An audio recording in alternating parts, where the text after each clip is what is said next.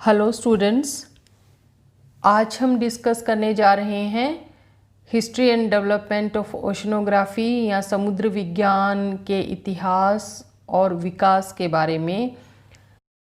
Oceanography जो है वो अभी भी डेवलपिंग स्टेज में है और इसके बारे में अभी तक जितना भी ज्ञान हम अर्जित कर पाए हैं उसका श्रेय अन्य जो विज्ञान हैं उनके क्षेत्र में हुई प्रगति को जाता है। साथ ही साथ उन साहसिक समुद्रिक यात्राओं को भी जाता है जो प्राचीन काल के नाविकों ने की। वास्तव में समुद्र विज्ञान का एक सिस्टमेटिक साइंस के रूप में जो डेवलपमेंट है वो 19वीं शताब्दी में शुरू हुआ, किंतु इसका जो आधार है वो प्राचीन काल में ही निर्मित हो गया था। और जैसा कि हार्डमैन ने कहा है, समुद्र विज्ञान का विकास आधुनिक युग में हुआ किंतु उसकी उत्पत्ति अत्यंत प्राचीन है। Oceanography is a subject of modern development दो ऑफ एंशिएंट ओरिजिन। और अध्ययन की सुविधा के लिए हम समुद्र विज्ञान के जो इतिहास और जो विकास है उसको 3 प्रमुख भागों में बांट सकते हैं। पहला है प्राचीन या क्लासिकल पीरियड, दूसरा है मध्य युग या डार्क एज, और तीसरा है। और सबसे पहले हम बात करते हैं प्राचीन काल की।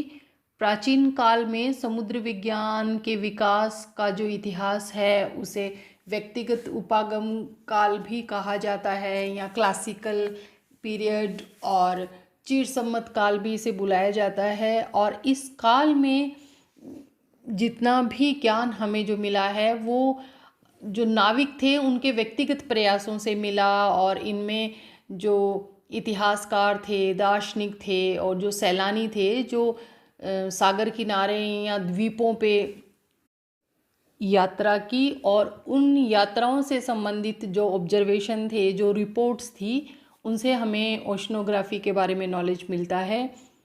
और ये जो प्राचीन काल है वो 4000 ईसा पूर्व से लेके दूसरी शताब्दी तक का समय जो है वो इसमें शामिल किया गया है। तो लगभग 4200 वर्ष का ये जो समय है इसको 3 पार्ट्स में डिवाइड किया गया है। पहला है आरंभिक काल जो 4000 बीसी से शुरू होके हिकैटियस यानी 500 बीसी तक के काल की अवधि है। और दूसरा जो है वो है मापन का आरंभिक काल जो 500 बीसी से स्ट्रैबो तक की अवधि इसमें शामिल है। और जो तीसरा है वो महासागरों के मानचित्रण का काल यानी पहली और दूसरी शताब्दी जो है वो इसमें शामिल है। और अब हम बात करते हैं अर्ली पीरियड की, और इसमें लगभग 3500 वर्षों जो 4000 ईसा पूर्व से 500 ईसा पूर्व तक का जो टाइम था वो काल इसमें शामिल किया जाता है।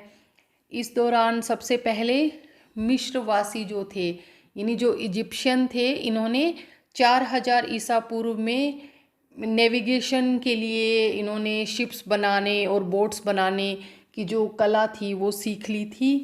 और जो रिकॉर्ड्स हैं वो ये बताते हैं कि 3200 ईसा पूर्व में मिस्र के जो फ़ेरो थे स्नेफ्रू, उन्होंने फोनेशिया से मिस्र के लिए 40 जो शिप्स हैं वो मंगवाए थे। और 2750 ईसा पूर्व में खोज के लिए पहली समुद्री यात्रा के बारे में मिस्र की जो चित्रलिपि है उसमें एंट्री की गई है। और मिस्रवासियों ने जो रीड यानी जो सरकंडे होते हैं उनसे नावें बनाने का जो कार्य शुरू किया। और मिस्र में खुफू में जो पिरामिड है उसमें एक पूरे जहाज को पिरामिड में दफन किया गया है। और ऐसा माना जाता है कि प्रशांत महासागर के जो द्वीप हैं वहाँ के जो मूल निवासी हैं वे वहाँ के नहीं बल्कि अन्य क्षेत्रों से वहाँ आए थे। तो ये जो पूरा क्षेत्र है उनके बारे में ऐसे कहा जाता है कि लगभग 2000 ईसा पूर्व से 500 ईसा पूर्व के बीच में पोलिनेशिया पोलिनेशियंस जो थे उन्होंने लंबी लंबी दूरी की खुले समुद्रों में यात्राएं करके इन द्वीपों पे बसाव किया। और जैसा कि नाम से ही पता चलता है, पोली का मतलब होता है कई और नेशिया मतलब द्वीप, तो कई द्वीपों का जो समूह है उसे पोलिनेशिया के नाम से पुकारा गया। और इसमें मध्य एवं पूर्वी प्रशांत महासागर के जो द्वीप हैं उनको शामिल किया जाता है, जिसमें हवाई द्वीप, फिजी, टोंगा, ईस्टर द्वीप, समोआ, मार्क्वेसास द्वीप मुख्य है। और इस पिक्चर में यहाँ पे जो पोलिनेशिया का जो पूरा क्षेत्र है जो लगभग 26 मिलियन वर्ग किलोमीटर में है उसको दिखाया गया है। और अब हम बात करते हैं फोनेशियंस के बारे में। फोनेशियन जो लोग हैं उनका निवास क्षेत्र भूमध्य सागर के पूर्वी तट पे सीरिया, लेबनान और इजराइल में माना जाता था। और इनके जो व्यापारिक संबंध हैं वो पूरे भूमध्य सागर के तटवर्ती क्षेत्रों में फैले हुए थे। और इन्होंने भूमध्य सागर से होते हुए जिब्राल्टर जो जल संधि है उसको पार करके ये उत्तर में ग्रेट ब्रिटेन तक पहुंच गए थे ये। और कनारी जो द्वीप समूह है उसकी खोज भी माना जाता है कि फोनेशियंस ने की। और पूरे भूमध्य सागर में इन्होंने व्यापार मार्गों की स्थापना करी। इसके साथ ही साथ ये लोग रेड सी और इंडियन ओशन के जो कुछ पार्ट्स थे उनकी भी इन्होंने खोज की। और यहाँ पे जो मैप दिखाया गया है इसमें फोनेशियन ग्रीन कलर में फोनेशियन का जो निवास क्षेत्र है उसको प्रदर्शित किया गया है। साथ ही उन्होंने जो ट्रेड रूट एस्टेब्लिश किया था रेड कलर में उसको डिनोट किया गया है।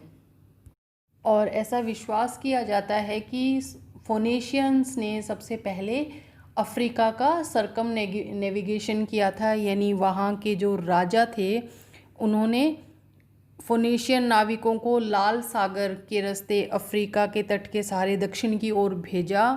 और ऐसा कहा जाता है कि ये जो खोज दल था वो 2-3 साल के बाद जिब्राल्टर के रास्ते वापस लौटा। और अब हम बात करते हैं मापन के आरंभिक काल की। इस टाइम पीरियड की जो अवधि है वो लगभग 500 वर्षों की रही। और ये 500 ईसा पूर्व से लेके स्ट्रैबो तक का जो समय था वो इसमें आता है। और इस काल में महासागरों के विभिन्न संघटकों के मापन का जो है वो कई उसके लिए प्रयास किए गए। और इस टाइम पे समुद्र विज्ञान के क्षेत्र में निम्नलिखित महत्वपूर्ण कार्य हुए। और इनमें जो सबसे पहला है वो है पीथियस। वो सबसे पहले नाविक थे जिन्होंने इंग्लैंड की जो तट रेखा थी उसके लंबाई का मापन किया।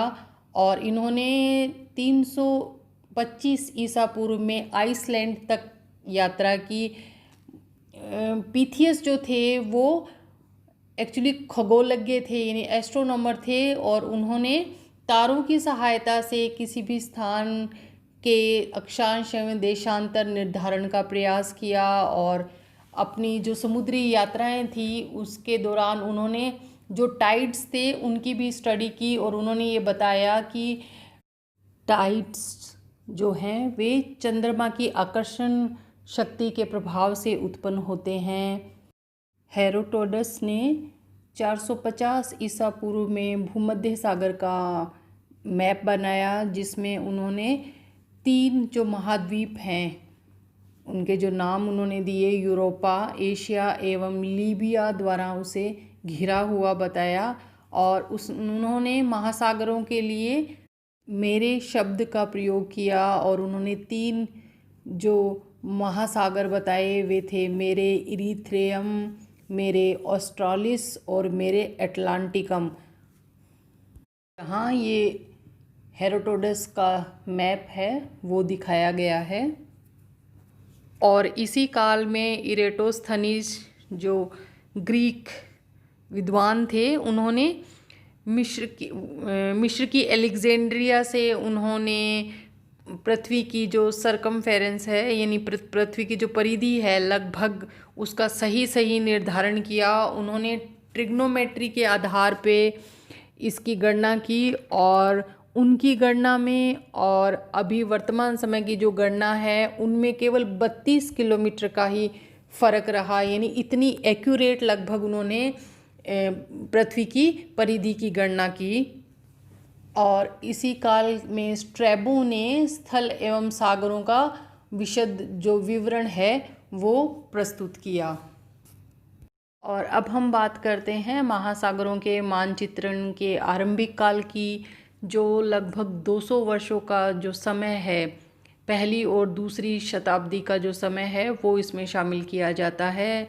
और इस काल में रोमन विद्वान हुए हैं सेनेका, उन्होंने सागरों में जो नदियों के द्वारा जल लाया जाता है और फिर जल का जो वाष्पीकरण होता है और सागरीय जो तल होता है, इन सभी का उन्होंने ऑब्जर्वेशन किया। और उसके बाद में उन्होंने ये बताया कि नदियां हैं वो सागरों में जल लेके आती हैं, लेकिन सागरों के तल में कोई भी परिवर्तन नहीं होता। और इसका कारण होता है वाष्पीकरण, क्योंकि जितना जल आता है उतने का ही वाष्पीकरण हो जाता है। तो इस प्रकार से सेनेका ने जो है वो हाइड्रोलॉजिकल साइकिल जो है, जलीय जो चक्र है, उसकी संकल्पना को प्रस्तुत किया। और इसके बाद आते हैं टॉलमी, और टॉलमी ने 150 ईसा में समस्त जो रोमन साम्राज्य था उसका मानचित्र उन्होंने बनाया। और इसमें उन्होंने अक्षांश और देशांतर रेखाएं भी दिखाई हुई हैं। साथ ही इसमें उन्होंने 3 महाद्वीपों को दर्शाया हुआ है, यूरोप, एशिया एवं अफ्रीका। और इन्होंने हिंद महासागर को एक बंद महासागर के रूप में दिखाया है, जो स्थलीय भाग से चारों ओर से घिरा हुआ है।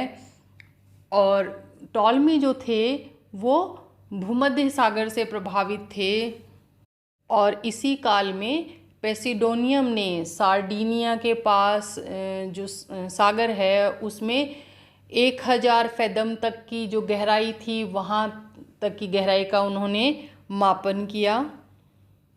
और इस प्रकार हमने ये देखा कि प्राचीन काल में विभिन्न विद्वानों ने किस प्रकार से समुद्र विज्ञान के विकास में अपना योगदान दिया।